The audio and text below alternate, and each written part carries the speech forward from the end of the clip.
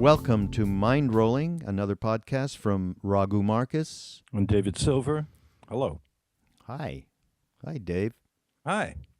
Here we are again with another location mind-rolling experience. Yeah. This time with the great Sharon Salzberg. Inimitable. Inimitable, yes. Is that a good word? Right word? It's a hard word to say, but it's a great word, yeah. What does it mean? It means that she's not imitatable, I think. That's the way I've always Really? inimitable kind of really is unimitatable. And someone invented a word to make it easier for us. Anyway, she is that. And, we don't want to talk too much about her because it speaks free. Once you hear her, you'll know. If you haven't heard Sharon, she's extraordinarily lucid and to the point, and yet is one of the most respected, Eastern philosophy teachers in the United States, if not the globe. Buddhist. Buddhist, yes. She is a Buddhist. So you should take a listen to that, and I think you'll enjoy it because we enjoyed it. We did it outside at the retreat where we also worked with Krishna Das and Ram Das and Mirabai Bush, and we were just so thrilled to get these four really eminent people to talk to us in one place at one time. We didn't get Ram Dass to talk to us. We didn't get Ram Das. Saying that, but no, we didn't get Ram Das. Because he talked to us privately. But Yes. he didn't talk to us on Mindrolling. Although he is going to do that. Yeah. So that's coming. But he was one of the teachers there, and it was a great experience. But I think you'll get an equal amount of great info and wisdom out of what Sharon says. Yeah, I'll just to let you know an interesting anecdote. Hopefully, we had some friends. My wife and I, my lovely wife Saraswati, had some friends come from our little town who were quite new to everything. You have friends? Okay. We have two, okay, and they came Okay, good. to the event and to the retreat, and never saw Sharon before, and they were just bubbling over at just because she's so direct about her knowledge of the teachings of the Buddhist teachings is so expansive and huge, but she manages to give it to you through her own experience in a way that is like syrup rather than, tough arcane stuff. So she's just fabulous. So let's not talk any more about her virtues because you will absolutely hear it. Just in her manner and tone of voice is just wonderful. And we want to thank everyone for supporting us. We've been talking about our 3-month or so anniversary of getting this podcast going and how thrilled we are with the community that's developing around it. And that's got to be the one of the most, would you not say, it's just satisfying things to meet people. It is. We get feedback too. I mean, lots of folks have written to us, and it's just incredible to have people ask us questions, which is nice, but also give us all kinds of information themselves about the subject at hand. We like that, and we encourage you to hit the comment part of the Mindrolling podcast website and write to us, because that's one of the ways in which we can sort of modulate this and make it better. Yeah, and as part of the support, we do have a couple of sponsors. We have Amazon, which we are newly affiliated with, and we are an affiliate. So if you just go through our portal, you can help support what we're doing here. This is all listener supported, community supported, and Amazon, because everybody buys something from Amazon, that's for sure. So if you go through our portal, we get a little percentage. If you go through our portal to Audible, it'll be going to audible.com, but basically audibletrial.com/mindrolling. If you just go to that site and sign up and get a free audiobook, and we get our $15 for everybody who signs up. That helps us. Or go to the donate button directly on the site. And again, we appreciate you. And David, with no further ado, is that? Yeah, that's perfect. Let's listen to Sharon Salzberg. Well, here we are, mind rolling on the road at the Open Your Heart retreat in Maui, and David and I managed to escape you out of New York. Actually, you weren't even going to come, and we're sitting here with Sharon Salzberg, who is one of the teachers at the retreat. I sort of I have a double identity here of doing this mind rolling thing with Dave and also helping present this retreat, this wonderful offering that seems to be having a great time now. Mm-hmm. I'd say, yeah. And some wonderful teachings and information for people, so it's been really great. You know, some of the things that we've been talking about when we first started doing this thing was about what were the initial transformations that led us to even be open to hearing of the teachings that we've taken apart from the East.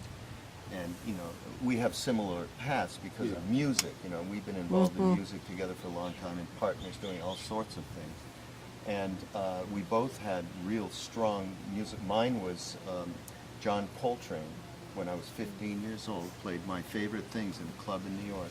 I don't know how I got into it, but I had my first real transcendental kind of an experience. And it wasn't even enhanced. I was a little young, so. And David, similar I can't believe that. Are you serious? in Montreal, that wasn't happening, I'm sorry I to believe tell you. Is that true? Yeah. No, it wasn't until 1920 before I even smoked pot or something. That's not. Is that true? Yeah, that's true. That's absolutely We can true. spend So- this whole time saying, is that true? Is That's what. that really true? Are you sure? Well, I'm trying to be. So, can you tell us a little bit, like when you were around then? And I mean, we also talked about obviously the next step was psychedelics. That gave us the alternate reality that things could be different. And I put it one way, he puts it another. I could be happy. That could happen. So, what were the things that happened to you around there that gave you the idea? Maybe you could be happy, and there was something that lit you up before you went to India. Before I went to India? Yeah. Well, probably the pivotal reason I went to India was this Asian philosophy course I took in college, which honestly, as far as I can remember, it was really happenstance. It was like, oh, I need a philosophy course because it's a requirement. Right. I need like a Tuesday course because that would be good. And let me take an Asian philosophy course. And then there it was. It was all laid out. It turned out to really be a course in Buddhism.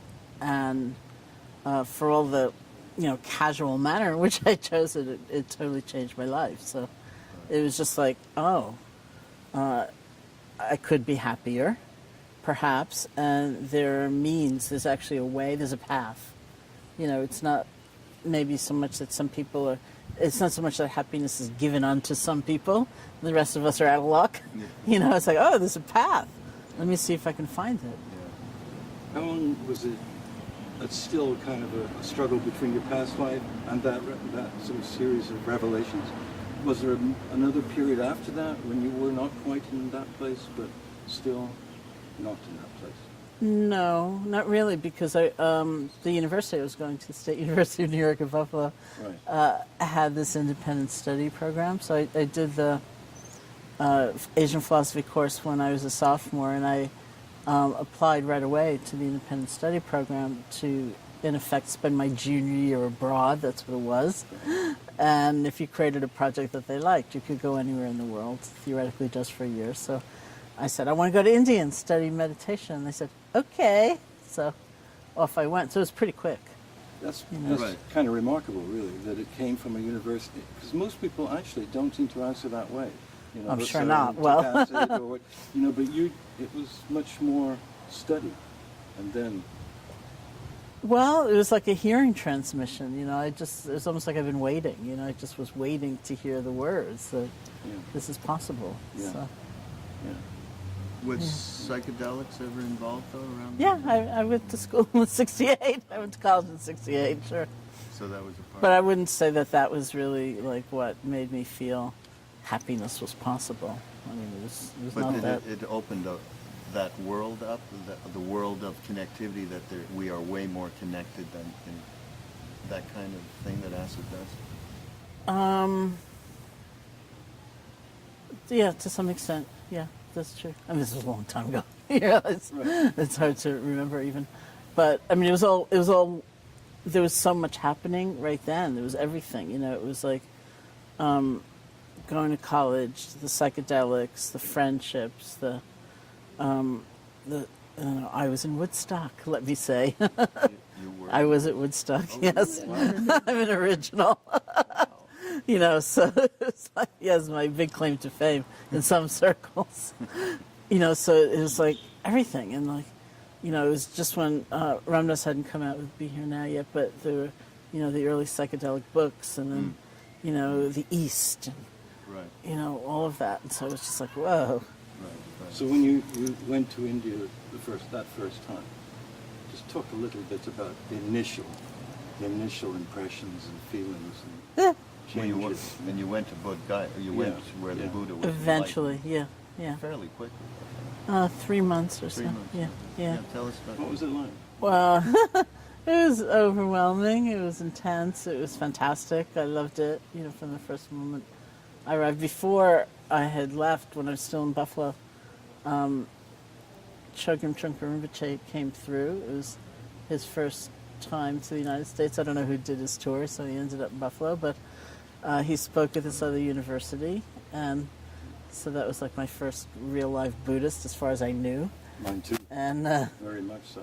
so I went to his lecture, and he asked for written questions afterwards. And then, so I wrote out the question. I'm leaving for India in, I don't know, 4 days or something. I'm leaving for India in 4 days with some friends. Can you suggest where I can go to study Buddhist meditation? So there's like this big pile of questions in front of him, you know, and he pulls out the piece of paper, and he reads it out loud, and he's silent for a moment, and then he says, I think you had perhaps best follow the pretense of accident. And that was it. I think you had perhaps best follow the pretense of accident. So there's no like handy monastery guidebook, you know, addresses, nothing, you know. So I went and sort of in that mode, and I knew the Dalai Lama was in Dharamsala. I knew he was a Buddhist, so I started out there, and yet it was one of those situations that just didn't work, even though there were, of course, fantastic teachers and lamas. You know, I'd go to them because I really wanted to learn how to meditate. That was my big thing, and so I'd go to the meditation class, and they'd say, "Oh, the translator left town for 2 weeks. You know, come back."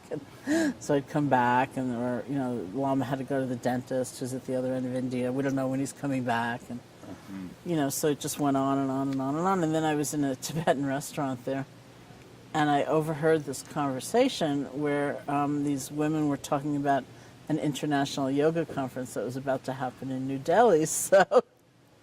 So I thought, oh, I'll go there. I'll meet my teacher. And so I went back down to New Delhi, and it was a really dispiriting affair. It was terrible. The low point was probably when these yogis and swamis were up on the stage pushing and shoving against each other to be the first to grab the mic and speak. And I thought, this is hopeless. But Danny Goleman was presenting a paper at that conference. He gave a talk, and he said he was on his way to this town called Bodh Gaya to do an intensive 10-day meditation retreat, which didn't have a lot of cultural baggage, and it was all, you know, kind of the straight stuff, and that Ramdas would be there. And I thought, I'm going to go. That's it. And I was right. That was it. And I went with Mirabai and like 50 or 80 other people who'd also been at the yoga conference. And we arrived in Bodh Gaya and went into this 10-day retreat. So that was it. Yeah. The rest is history, folks, because Sharon, I don't want to embarrass you, but as far as I'm concerned, there's a few teachers who came from that tradition that we all went into, or many of us back then. I wasn't there in the beginning, I went there later, that picked up on the Vipassana tradition, and Sharon and a couple of other people, Joseph and Jack, are preeminent teachers. And we recommend, and I have recommended on other podcasts, when they say, what kind of meditation, what can we do? You know, we know that meditation can help us. What can we do? And it's always, to anybody, whether on a podcast or not, Vipassana is so effective.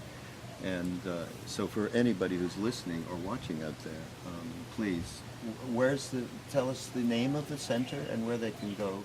My center? Yes. It's the Insight Meditation Society in Barre, Massachusetts.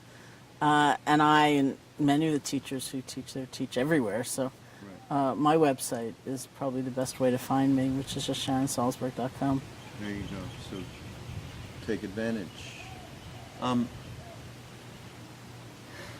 You know, I have found, and I told you off camera a little bit about our friends who have turned us on to podcasting, and I've been doing stuff with Ram Dass and now with David through the Mindrolling thing, and we have reached, or it's starting to reach, a younger generation, that generation which we were back then. And David and I have kind of linked up a bunch of characteristics of what was going on at that time with the characteristics of what's going on now, the pressures, and obviously economic now, there's a war, and so on. There's many, and there seems to be a real desire from this generation, and we're experiencing it because many people are coming to the table saying, hey, we want some of this information, but we want it in the way that'll help us through smartphones, all of that.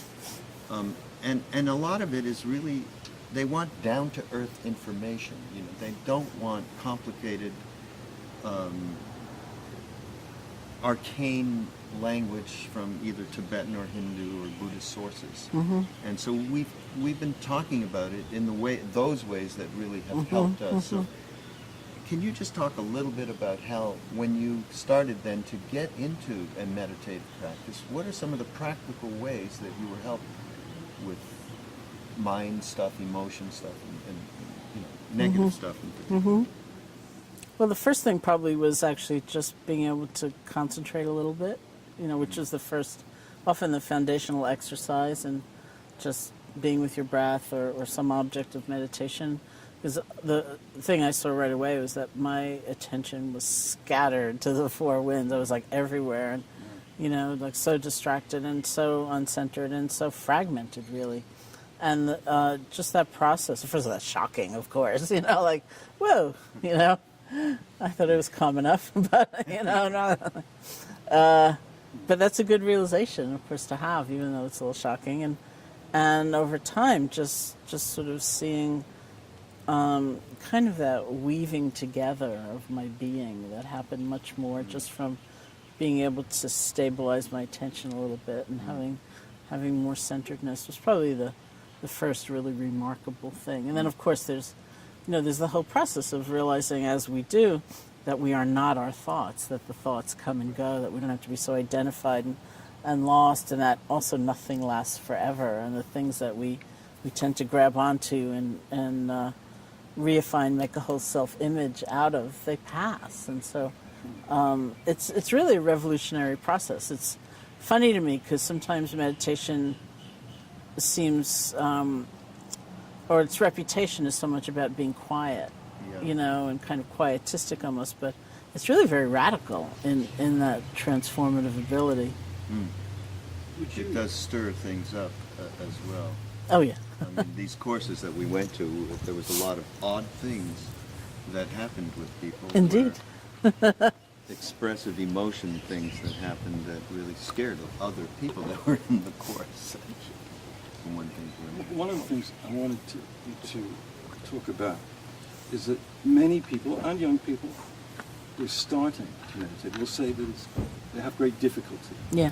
And one of the things that you've said many times, which really helped me, was not getting hung up on coming back, and the wonderful opportunities to keep coming back. Would you just expand that a little, because that really helps people to relax and start to meditate and not be full of anxiety. It certainly worked out well. Yeah. Please talk about that. Well, I often say, as it's true, like I went to India, I spent a little more than a year, my allotted year, came back and finished school, went back to India, and then finally came back in 1974. And at that point, my own teacher had asked me to begin teaching, so I kind of came back as a teacher in a way. And I'd be at a party or some social situation, and somebody would say to me, well, what do you do? And I'd say, I teach meditation. And they would kind of go, ew, that's weird. Or, did you meet the Beatles? Which I sadly never did, but But now, that was 1974. Now, all these years later, if I'm even weird places like coming back into the country through customs or something, where someone will say, "What do you do?" I'll say, "I teach meditation." The single most common response I hear is, "I'm so stressed out. I could really use some of that." Although I also hear, which I really like, "My partner should really meet you." But then I also hear, which concerns me a lot, "I tried that once and I failed at it. I couldn't do it because I couldn't stop my thoughts, have only beautiful thoughts, keep the sleepiness at bay, not be restless," whatever it is one's image is or expectation is. And that's why I think some amount of clarity, and whether it comes from a teacher or a book or a tape or community or however it might arrive, some amount of clarity really helps us, so we don't bring our ordinary habits of self-judgment right into the process and have it really infuse the effort. And so one of my beliefs early on in my own practice was that it was kind of a cumulative thing. Like, okay, maybe today I can only be with 2 breaths before my mind starts to wander. Tomorrow it'll be 8. Next week it'll be 48, and then it'll grow that way. And it took a long time for me to understand that it wasn't a question of trying to measure the process in that way. It was much more about strengthening the ability to let go and start again. So maybe it's only 1 breath, maybe it's 2 breaths, maybe it's 5 breaths, and then you get completely lost in something or another, and then comes that moment when you realize, oh, it's been quite some time since I last felt a breath. That's the moment that's really critical, because that's the moment we practice letting go, and we are actually practicing compassion for ourselves and coming back. And if you have to do that 70 billion times every time you sit, it's great. It's not a waste. It's not because you're not good enough to do the real thing. That is the real thing. It's like 70 billion blessings. Yeah. Just start over. But it's very hard to believe because it doesn't fit our conditioning. Just like it didn't fit mine. Right. Yeah. I think that one of the things that many people talk about who aren't practicing and following any kind of defined path, and they're just opening up to it, the basic concept of how can we be happy? I mean, I talked about that in the beginning. That was a thought I had because I was really unhappy when I was a teenager. I mean, like you said in the talk to Dave, in one of these other podcasts that we did, without Bob Dylan, I don't know what I would have done, because it just expressed what we were feeling, and there was somebody else. So that's an important concept too that I'd like to talk about. The fact that there are other people sharing, is very meaningful. But I mean, you've written a wonderful book about happiness. Thank you. Called Real Happiness. What is real happiness?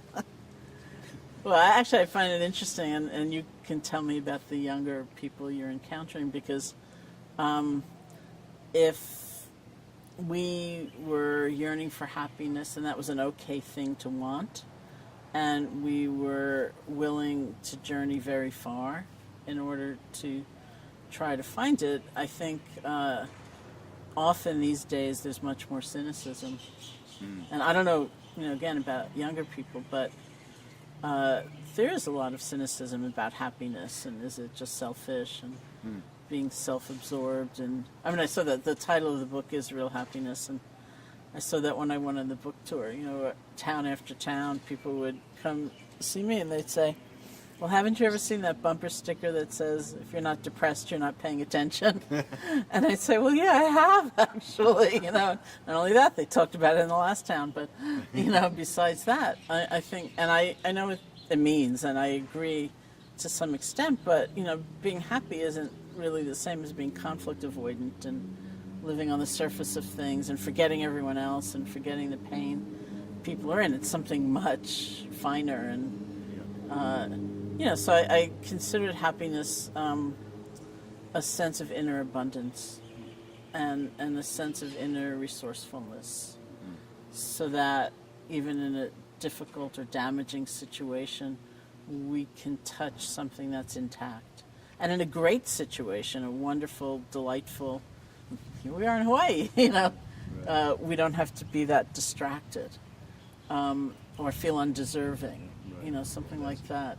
So it's just an inner state of being in touch with our experience in a different way. That's great.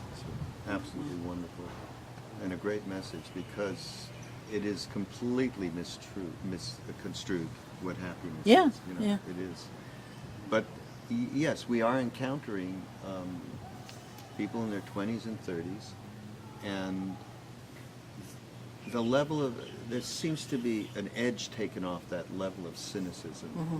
There's a big level of cynicism as to what's going on now with our political system, with obviously the economic system, the haves and the have-nots and so on. So there's a lot of cynicism there. But there seems to be a genuine call for, individually, I want to be more balanced. I don't want to be pulled apart by all of these things. I don't want to have tremendous anger. This one, and we'll mention him because he's our mentor, he's our guru, Duncan Trussell, who has this amazing podcast. And he, and Hi, Duncan.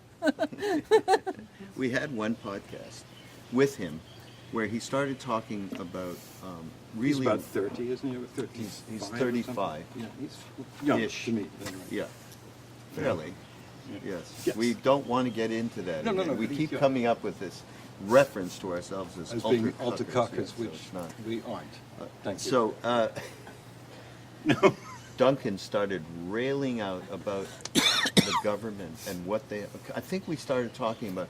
We were talking about the referencing- draft. Yeah. And I said that in 1968, there were marches in the streets because the upper middle class men didn't want to go to... And they knew it with a 4F, they could...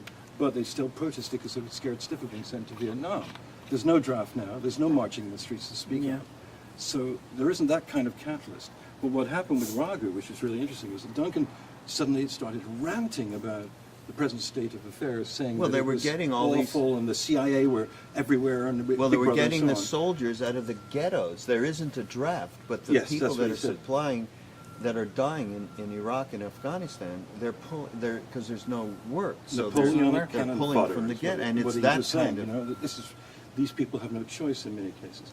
But what I think was interesting was that he got so out of state that Raghu, in typical fashion, said, "Whoa, wait a minute! All this hatred, all this negativity, this And he was really you uptight. He must was so just uptight. Somehow detach from this. I couldn't get because it's through going to to him. kill us all." You know? And he did, and then he called us and said it was kind of a big moment in his life because no one had ever called him on it before, really, and said, "We know that's true. You know, the society is dystopic or whatever word you want to use, but you can't allow yourself to go crazy through it." And let's speak about that a little bit. You know, how does one, particularly if one is 23, deal with the environmental problem, for instance? We just found out that, you know, the climate change stuff, we just found out how much worse it is. 3% last year, not 2%. And all the Kyoto things down the toilet. You know, how does a young person deal with that from your point of view? What is the best fundamental technique to go to, if you like? Not technique, but you know what I mean? Like, what do you do with this situation? Well, I mean, for me, the fundamental technique is, and it's not a bad phrase, actually, is kind of a meditative process because it helps me, first of all, to connect to a different sense of integrity. It helps me connect to a different sense of time and a different kind of possibility. It's like being older now.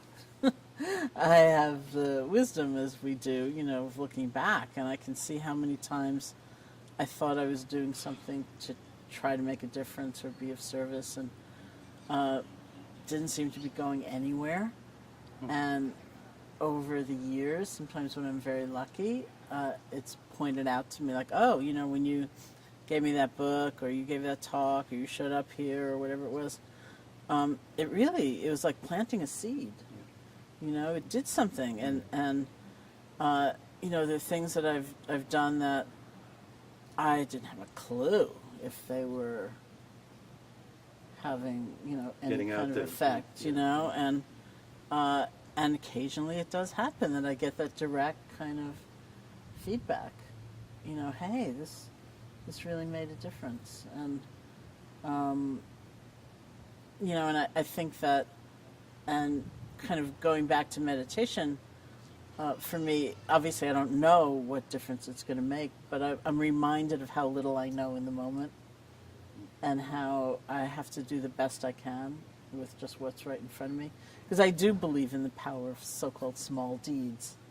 You know, and if everyone just gives up and says the problem is so immense, then of course we're going to fry or drown, or, you know, it depends on where you are. But, and we may anyway, but at least we can, you know, respond wholeheartedly with what we can do, step by step. And also to be able to at least be able to relax somewhat within this. Like, I read all famous children's books, you know, and there are similarities in what you say, which is not surprising.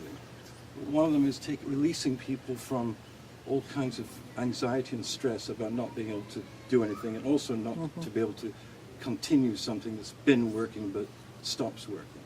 You know, and something you've talked about, getting rid of that guilt.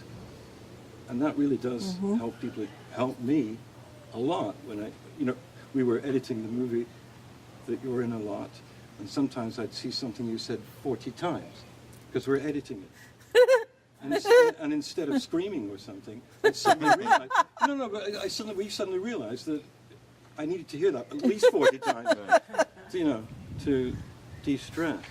It's very important. It's so important what you say, and I mean, talk about getting through. I mean, there's nothing more basic than helping people stop being clenched all the time with everything they're doing. I think you do that without being too psychopathic. I think you do that in such a consummate way that it can't help but have changed a lot of people's self-hatred. Thank you. Well, you know, I live in Massachusetts, but I have at the moment I have this little sublet apartment in New York City, and I was in Massachusetts for Hurricane Sandy, and I was on Martha's Vineyard on retreat, and we only had like a 6-hour power outage, and that was the extent of it. And my home in Barrie only had like an hour, so it was really nothing. But my apartment in New York City, there was no power for 6 days. And, I live on the 8th floor, and I have a neighbor in a wheelchair. You're on the east side, right? No, I'm right in the center, Fifth Avenue. Oh, okay. Yeah, I mean, it was all the way from 34th, I think, down. Because the transformer blew up. Yeah. For the whole downtown area because of whatever. So it was like, you know, I kept thinking, well, how's he, you know, like in a wheelchair on the 8th floor. And, first I was very naive. I just thought, oh, buildings like that must have generators, so at least the elevators work. And of course they don't. There's no water, you know, and it's just like a mess. So then I came back in after power was back, and I talked to the doorman of the building right away, and you know, they can't solve the climate change problem in one fell swoop, but they're really good people. And so I said, how was the guy, you know, in the wheelchair? And they said, oh, we took care of him. You know, we made sure he was okay. We all pitched in. You know, one guy said to me really proudly, he said, I got here every day, because they don't live there. And I said, how did you get in? He said, I borrowed a car. I just got in every day, but you know, there was like no gas too, you know. No, so that it was a like nightmare. There were lines miles long and fights and guns and everything. You know, so that was an incredible.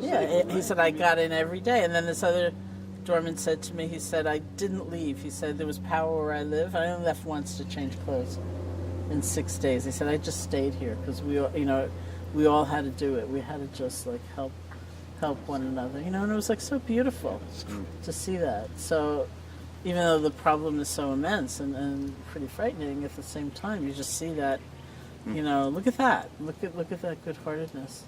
Human potential. Yeah. It's real. Yeah. So I want to hear again, because we're going to end this segment, Trungpa's thing. I mean, it keeps reverberating in my mind. The line that he said to me? the line. Give us the line again. I think you had perhaps best follow the pretense of accident. So this is our recommendation to everybody out there. I think we had all better follow the pretense of accident. David followed it when he listened to that one line of Sharon's for 40, 50 times over and over before it hit him, you know, what he needed. So, and also, we have a relationship with audible.com. And I'm hoping that you all can get some of Sharon's books there. Certainly, Real Happiness is and another one that I love, and I've asked her to talk about while she's been at the retreat, which has been fantastic. We'll do that in another episode about faith from the Buddhist perspective. Is an important book. So get them any way you can get them, and thank you so much. Oh, thank you. Sharon. Many blessings on Thank your you. new venture. Yeah, May the mind roll. Fabulous. Yeah. There you go, Sharon Salzberg on Mindrolling Location. And she's just something else. I mean, is she not?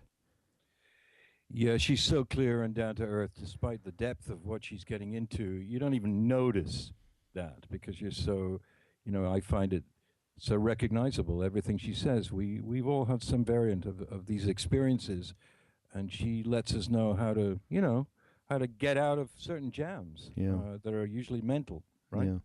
And again, we mention, the support for the Mindrolling podcast, and certainly Audible. Trial.com/mindrolling. You go to that. And David, tell me that I believe you've told me that some of Sharon's books are available as audio books from them. Is that not true? Yeah, just check it out on. You just go to the audible.com site and look under spirituality or some such subheading, and it's very clear what it is. There's many books under the spiritual thing, and under many other interesting ones too, health and all that kind of thing. Excuse me for my phone ringing there. That really adds to our podcast, folks. We have ambient sounds from Silver over there. Yeah, it was actually a special effect to make you get on the phone and phone audible.com. No, just go to the. But it is important to go to audibletrial.com/mindrolling because then we can reap the benefits of your support while you get a book. Yeah, so exactly. It is kind of a nice way of doing it. Yeah, or go, again, Amazon, go there through that portal, or just to donate, hit the donate button. But we thank you again for your participation, your creation of community with us, and your support, and we'll see you next week. Yeah, bye.